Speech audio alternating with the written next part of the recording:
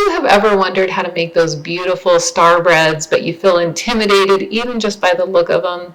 Well, I am Amy from A Red Spatula, and I'm here to tell you that it's actually a lot easier than what you might think.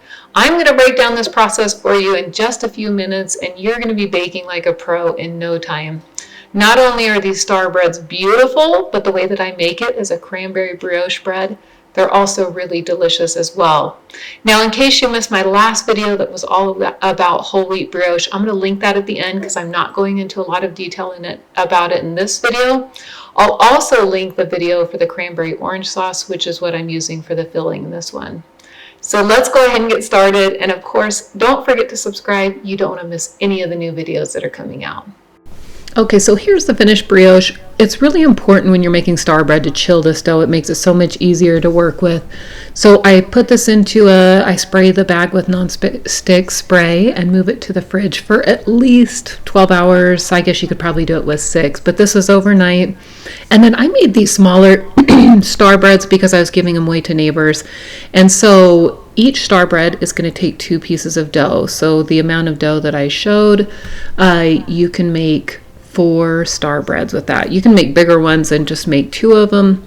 And then once you have it divided up, it doesn't have to be perfectly even. What you're going to do is start rolling these out. Now with the individual size star breads that I did, I rolled these out in between 8 to 10 inches. And each of these needs to be rolled out into a circle. You can see that I'm not overly concerned with them being perfectly circular. I know some people say that it needs to be, but when I show you how you put these together, you're going to see you don't have to. So take 2 of these, the size that I did, they'll fit on 1 sheet pan. Put it on parchment paper because it's so much easier to work with.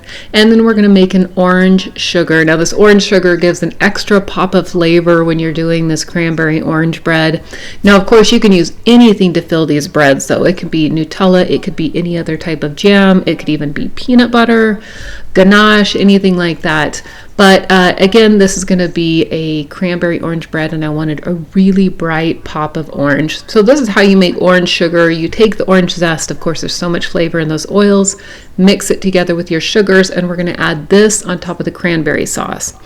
So you're going to spoon on enough that you can get a decent layer on there. I used about half a cup or 3/4 cup for each one.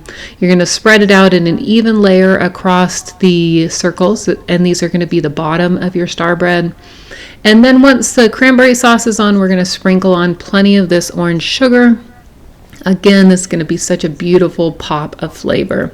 Now once you have the sauce, the sugar on it, we're going to top it with another circle. And again, you can see this is not a perfectly round circle. It's just pretty good. So once you get the tops on, you want to mark the center of your circle. Doesn't have to be perfect again, so I just used a little biscuit cutter. And then what you're going to do is you're going to take a knife or a razor blade. I used a razor blade here. And we're going to cut this into 16 pieces. I do this by dividing it into quarters first, and then each quarter is divided into 4 pieces. That will give us 16 pieces. No matter what size you want to cut these at, just make sure that you have an even number of pieces. Now once these are all cut, this is where the real magic happens. This is so simple. I promise when you see this being done, you're going to be really surprised. You're going to take 2 sides, you twist them opposite of each other, and then pinch the ends together. You can do them in 2 or 3 twists. It just depends on how big your star bread is. When I do bigger breads, I twist it at least 4 times. But for these smaller breads, 2 or 3 times works perfectly. Just be sure to pinch those ends together. And I had 4 of these to do, so you can see this was the last ones that I was finishing up. And once they're done, you're going to cover. You're going to let these double.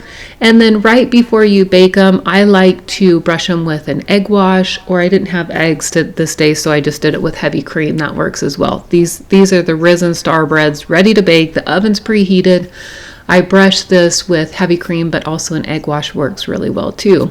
You'll bake these until they're golden brown, and then you can eat them just like they are, or you can see that I did a little orange glaze on here too. That's totally optional, but I really love it.